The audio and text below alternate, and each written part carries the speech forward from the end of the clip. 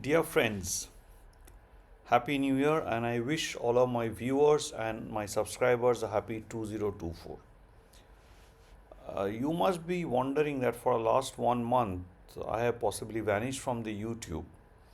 I have to admit that I was very busy in some of my research commitments, other academic commitments like conducting exam for a large class, and then I of course went to the King Mongkut University of Technology in Bangkok in Thailand. A lot of people obviously would laugh. Wow, you went to Bangkok to do mathematics. But let us not belittle those countries. They are spending a lot on science and technology. And I, in fact, was fortunate enough to work with a very young, very dynamic, and very brilliant young mathematician, and who has pretty deep insights. And he in fact gave me certain suggestions to buy certain books, and in fact in his suggestions I bought one of them. And I had a very interesting stay because I went with family, so it was very interesting. I could take a travel, look at things, and in fact visited the city of Ayutthaya, which is their Ayodhya. Okay, so all said and done, let us. I'm back again on the YouTube, and let me also tell you that today we'll have some chit chat about science, about the interactions between mathematics and physics, about the spirit of doing science, and so as a result of which I will show you some of the books. And of course, like last year, as the year ended, I showed you the book, whatever new books I have bought. So I will do show you the new books I have bought. But before that, let me tell you that let me start today by talking about the greatest scientist ever, Isaac Newton. Now, most of you who are interested in science, and I believe that this channel is seen by people who are truly interested in science and have a scientific spirit. Because at this age, facing unnecessary troll for talking about science would not be very pleasant. Because I see a lot of people getting trolled for talking about science. I myself had been. So, most of you know about somebody called Subramaniam Chandrasekhar, the great astrophysicist who was awarded the Nobel Prize for uh, his work in astrophysics in 1983. And there is a term called Chadrashekar Limit associated with his name.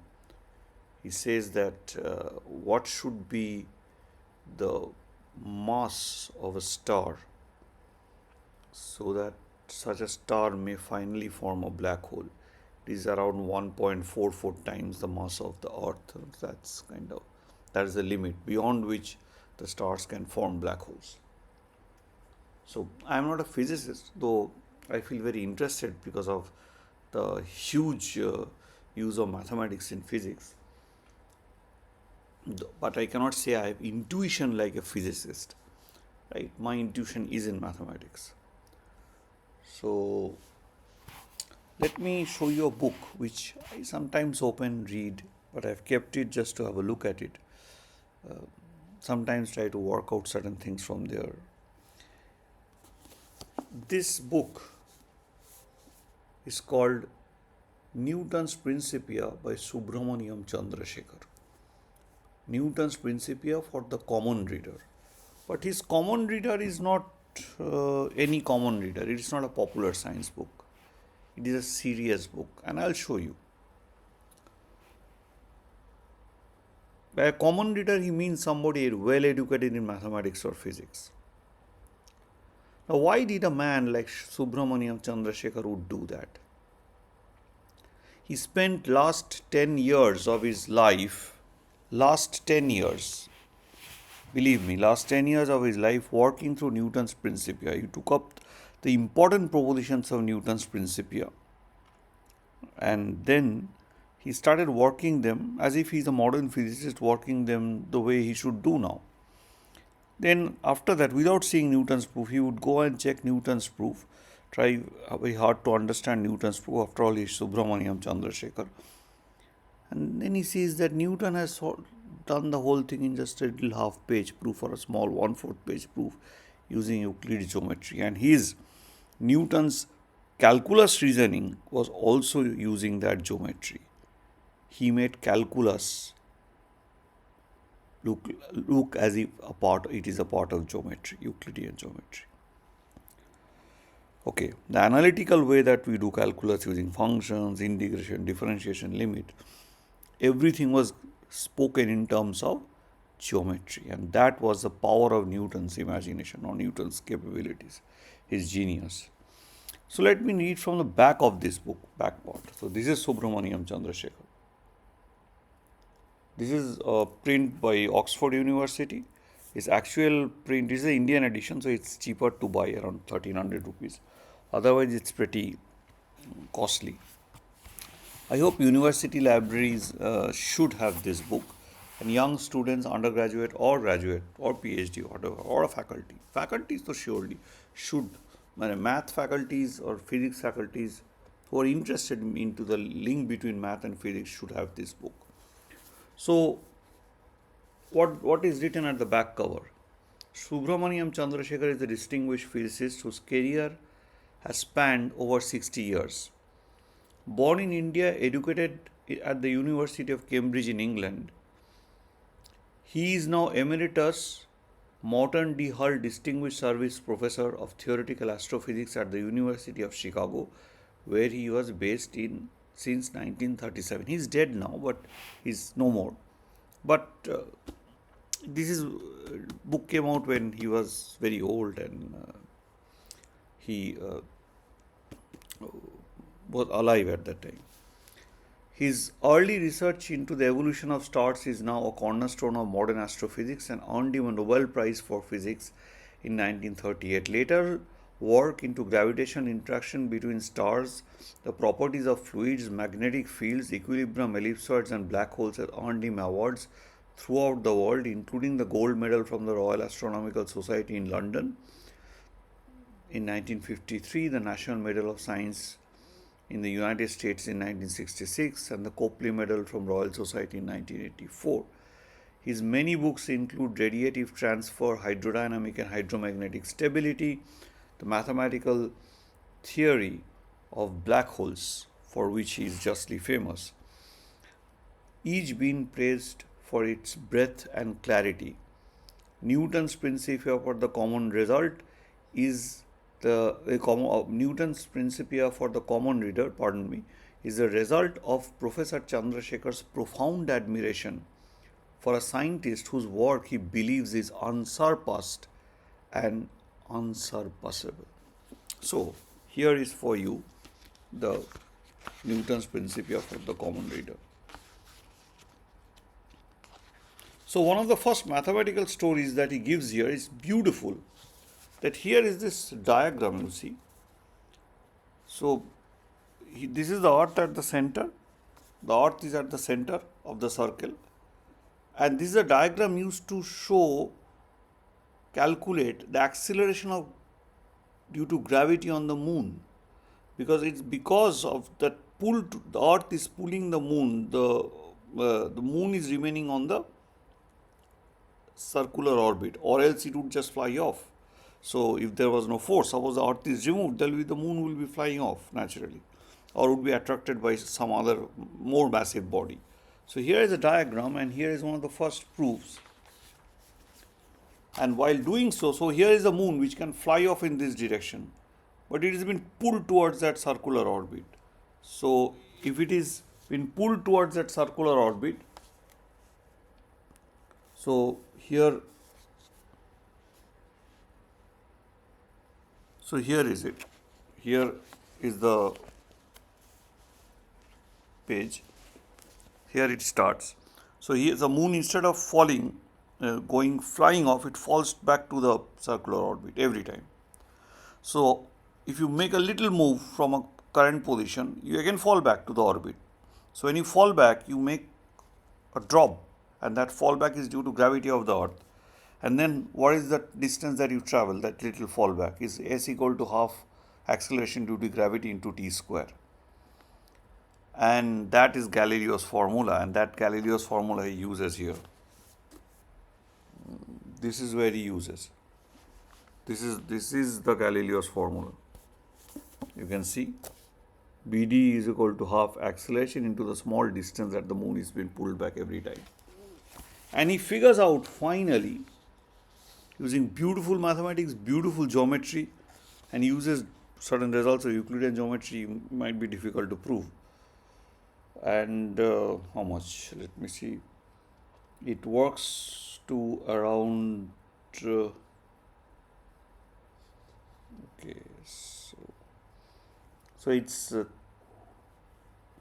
acceleration due to its acceleration finally is given by 4 pi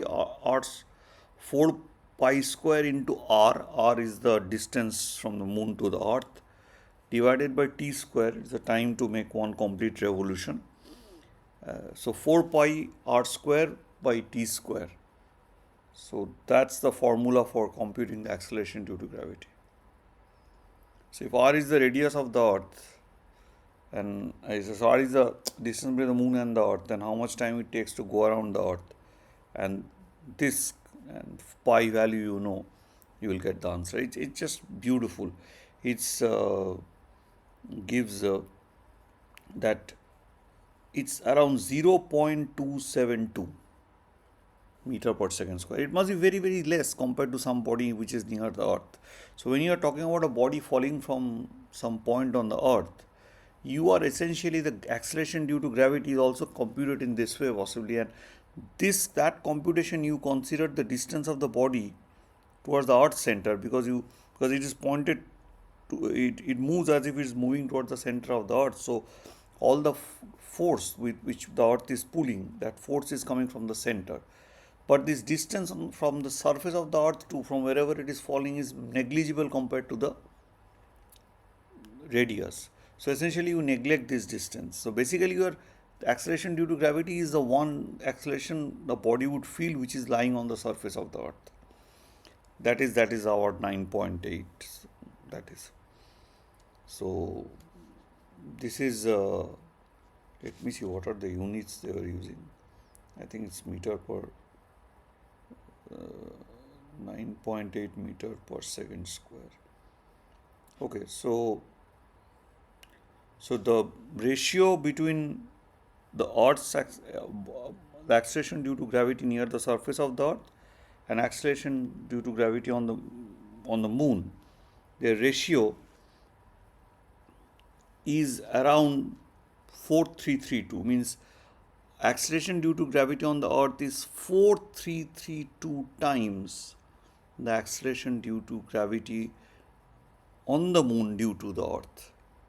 So as you move away from the earth's gravity really weakens, earth's gravitational effect really weakens on you.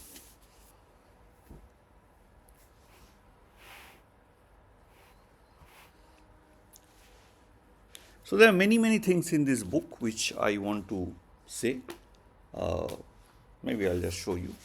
See, if you look at his proofs here, for example, he starts discussing about how basic concept definitions and axioms. See, axioms means are the Newton's laws. Those are the 3 axioms, right?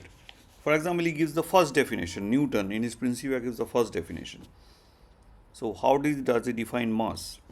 He says the quantity of matter is the measure of the same arising from its density and bulk conjointly. So this language is very difficult to understand, but this is subtle actually. Quantity of matter means we now say quantity of matter is called the mass. Is the same arising from its density. We can ask what is density. So you here understood what is something called density, whether the things are the material is hugged up together very, very near each other, and the bulk, which is actually means volume. Co-jointly means is a product. So mass is volume into density, which you which we all kind of ratified in our or rote learned in our school and just did the problems and all kind of stuff as very young school boys. But this is what Newton writes, you see. So he speaks about the quantity of motion is momentum in our present technology is called mass into velocity. So what is quantity of motion? So this definition 2 is that of momentum. The quantity of motion is the measure of the same arising from velocity and quantity of matter co-jointly. So this co-jointly actually means multiplication, right? That's Newton's way of saying. Nobody tells you to read Principia, but it's very good to have this book to have a look. But then if you want to learn Newton's very deep results, because that is what is used till date in physics, that how Chandrasekhar had proved Newton's theorems. Newton had theorem, lemma, proposition, and all those things. It was a complete mathematical text, just like any modern mathematical text is, and his propositions or theorems have very deep meaning. So, if a body is been pulled to a bigger body, for example, with a force which is varies inversely square of the distance between them, then what should be the path that the body should take? Then the body should take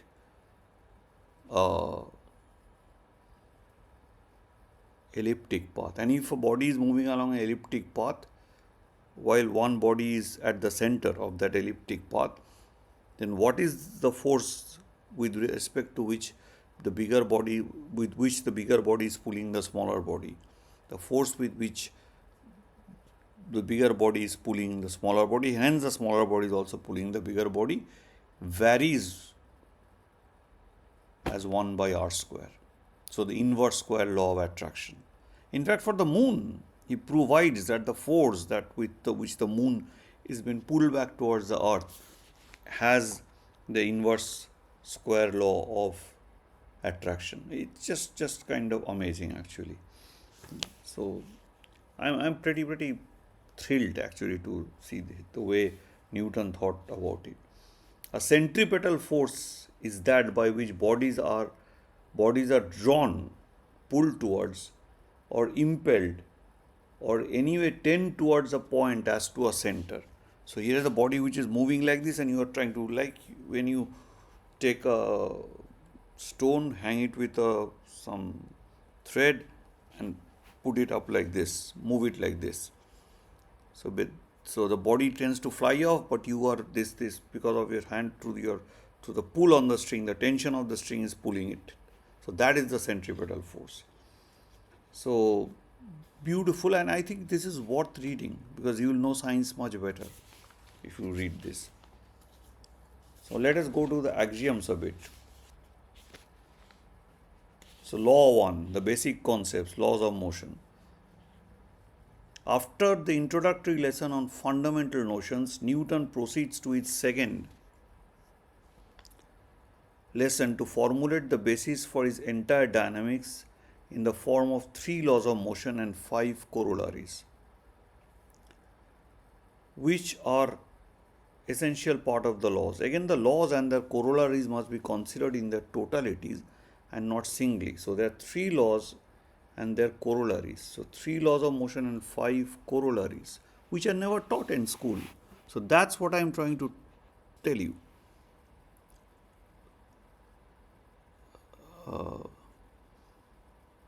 That's what's not taught in school.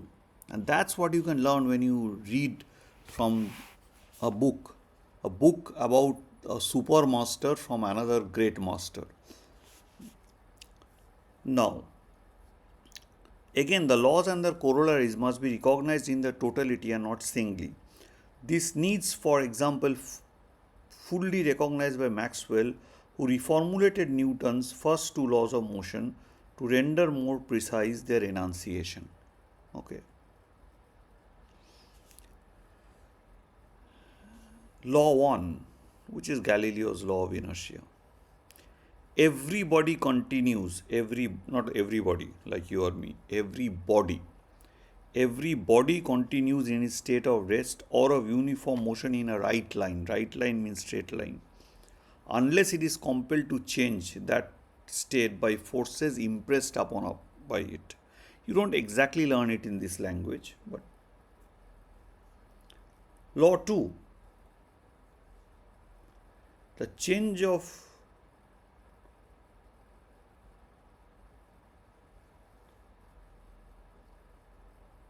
so the law that you see written here, the law 1, as he writes, that this was fully recognized by Maxwell, who reformulated Newton's first two laws of motion to render more precise their enunciation. So these laws of Newton that you read in school are actually reformulated laws written by James Clerk Maxwell of the famous Maxwell's equations of electromagnetism. So the change of law 2, which is your F equal to ma, change of motion is proportional to the motive force impressed and is made in the direction of the right line in which the force is impressed. So if your acceleration changes because we applied a force, so then the acceleration will, which is a vector, which will take place along the direction which the force has been moving. Then it will happen along the direction of the force. So the acceleration change will happen along the direction of the force. So the change of motion is proportional. The change of motion is momentum. Rate of change of momentum is proportional to the motive force impressed. Right? So basically it is dp dt, the change of the rate, the change of motion with respect to time, the rate of change of motion. Basically the change of motion is proportional to the motive force impressed. So basically it is written in a very nice way. I'll show you. So if you take this law, so what does it says? Force is equal to change in motion. So change in motion is mass into velocity, and mass into change in velocity. So they take the mass out and do a kind of a distributive law, associative law, that change in means kind of multiplication and you are multiplying, and just it's pretty funny that mass into change of in velocity, so mass into acceleration, so F equal to ma. It looks little tricky, but see what do you mean by the force here? Change of momentum is proportional to the motive force. What Newton meant is change of momentum, that means here is a ball and you hit the ball, tuck. So there's a huge impulsive force. So the quantity of that impulsive force into the little time that it has acted on, that force into time, that proportion, that is what he meant, that this impulsive force into the time, that is equal to the change of momentum. So the force then must be the rate of change of momentum divided by that time. Here they did a little bit of so actually what it meant here, actually change in motion,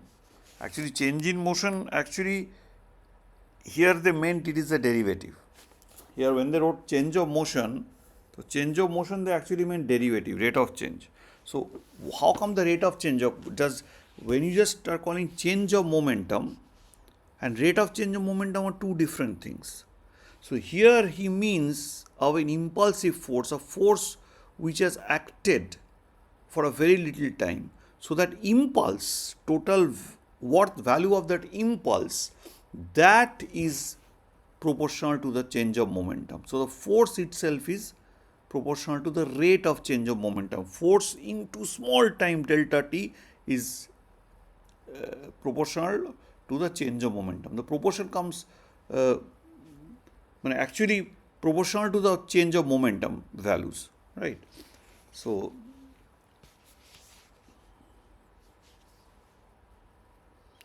actually they are equal essentially, so equal to the change in motion.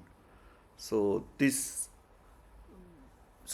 impulse, so he is talking about the impulse, that quantity which is called the impulse. So when a large force acts for a very small time, then force into delta t, that's called the impulse of the force. That impulse is proportional to the change of momentum. So here the proportionality constant is actually 1 finally. So, but that is the meaning. That he is not just talking about force, but he's talking about the impulse. That is missed. But now you can divide by this and now put it in that form that mass into velocity minus mass into another velocity. The momentum is changed. And then you take the mass out and then you look at the change of velocity by time, which is acceleration. Force is mass into acceleration. Now the third law, which is hardly stated properly in our schools or in our colleges. We just said to every action there is an equal and opposite reaction. We try to use it in common term everywhere. To every action there is always an opposed and equal reaction, or mutual actions of two bodies upon each other are always equal and directed on contrary parts, to contrary parts. This is very important, these contrary parts. So if the action is on me, the reaction is on you. So this part though is possibly most people understand it, but this is something which is very important to state it, and this is one of the central laws, right? These are the two laws. So the corollary, which is one, which tells you that if you take a ball like this and put it on a table, a ping pong ball, and perpendicularly push it with one rod and then push it with another rod, but the ball will not move straight this side or this side, it will move at an angle, say 45 degrees. So basically this is the law of vector addition of velocities. So it will move with a different, or addition of the forces. So the combined force that is acting on the ball is at a 45 degree angle to the horizontal and vertical. So there is corollary 2, and which is essentially the law of lever or Archimedes. And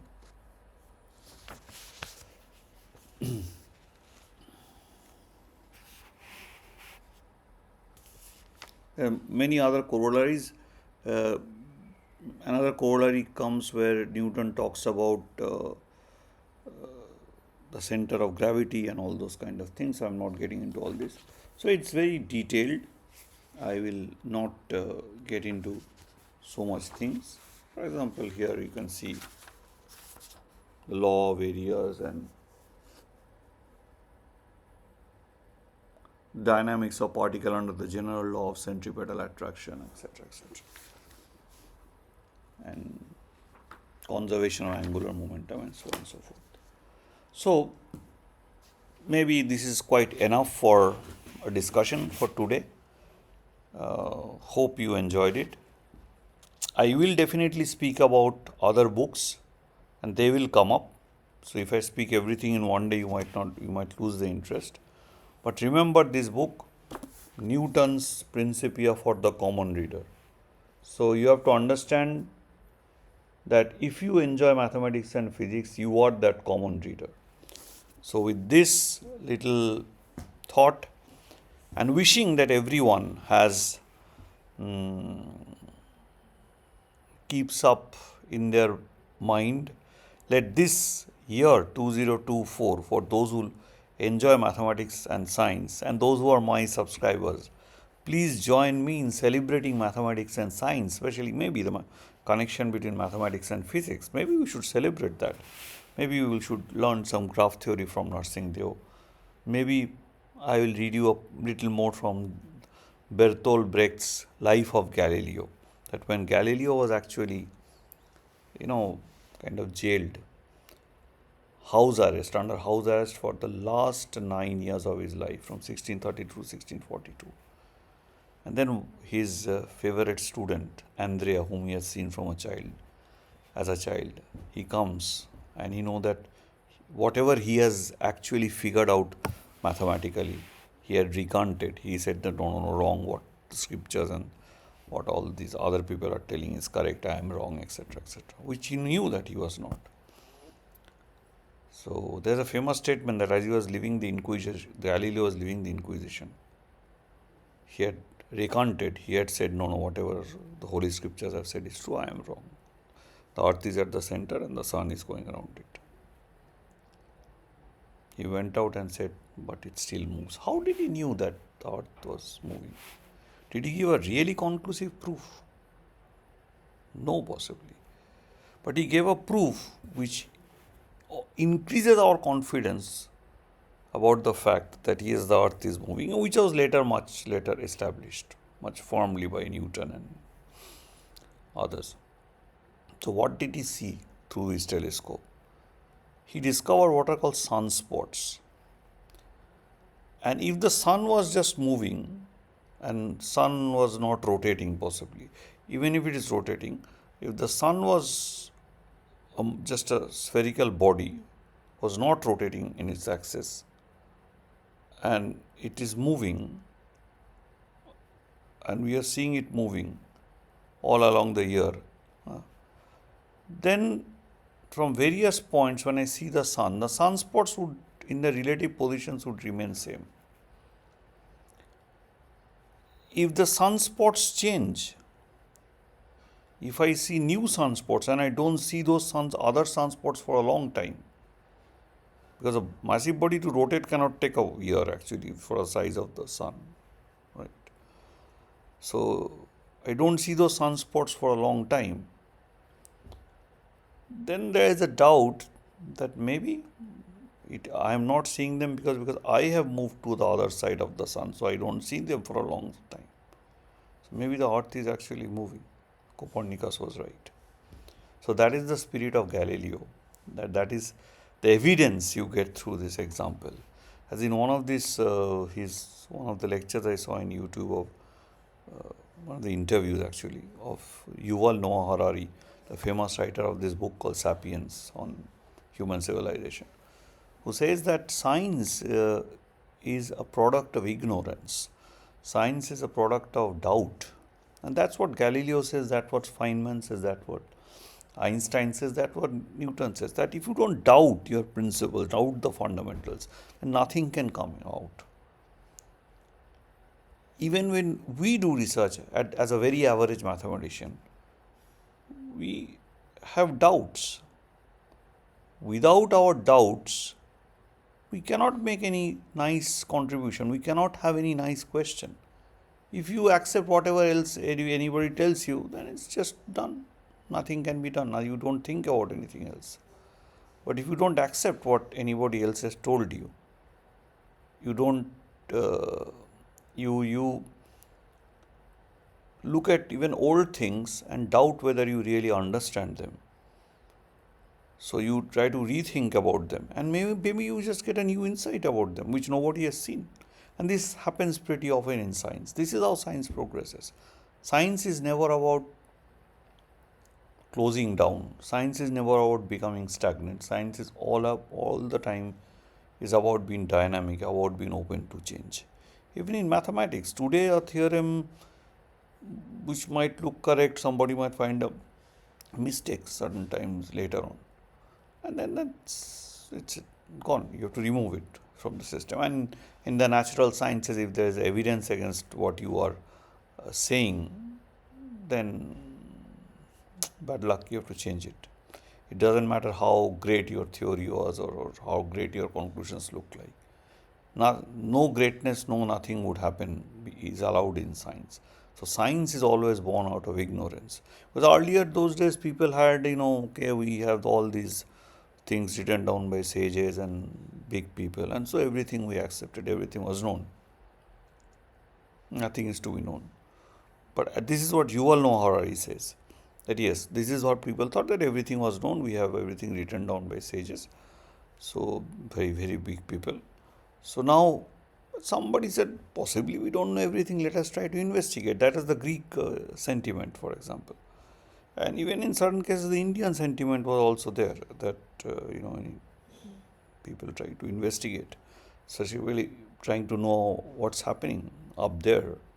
So we were very interested in the motion of heavenly bodies. Indians were very, very interested in that. For us, mathematics was just a part of astronomy. All the things was done because to facilitate astronomical calculation. Mathematics was not done for the sake of doing mathematics. And so we were that, and it's interesting that uh, Noah Harari says that some people then doubted that possibly we don't know everything. Then people started investigating a bit, trying to understand a bit about certain things. This is obviously a Greek spirit, which many of you would understand, and largely, and that way, this whole thing of the scientific investigation of things started. I don't say, or I would never agree to the fact that this is the only thing human beings have and there is nothing else human beings should think about. No, no, no. But science is one of the, science and mathematics, these two things have really helped human life to come up. Uh, Science has kind of liberated humanity. It has given us unthinkable powers which other, creatures in the animal kingdom or plant kingdom, to forget it, animal kingdom can't even think of. Though they also have their own ways, they have their own way of seeing the world. I would strongly suggest that you read a book called, all of you know, those who are interested, called The Immense World by Ed Young. Oh, just it's, if we think we are smart, the only smartest creature on earth, no, no, no, no. We are very, very smart, super smart, but there are other smart creatures also. But we have this brain, we have this, ability to think in a scientific way and try to figure out what the hell is going on. There was a physicist called Saul Paul Sirag, who's there's a famous statement by him, and with this I'll end today's chit chat with you, that the true aim of science is not, kind of uh, trying to know or trying to develop, it's a mathematical formalism. But the true aim of science is to know what the hell is actually going on. So that's all about today. We will soon catch up with the books I have bought. I have shown you this book earlier. You have seen it. I'm reading it, but this is a book which I bought from a shop in Bangkok. I'll tell you that story in the next thing. This is the little run up to the next thing. But the Indian edition of this book, the print of the pages are so bad, unfortunately. But this is the actual edition, which has nice pages, nice to read on. I find it very difficult to read from very bad print nowadays, maybe because of my growing age. And of course, I'll speak about this beautiful book, All the Math You Missed, but you need to know for graduate school. All you math lovers who are doing your PhDs or your masters should have a look at this book or get your university libraries a copy. So, with this little trailer and more stories about my travels, I will come back to you in my next program. Thank you very much, and we'll meet soon.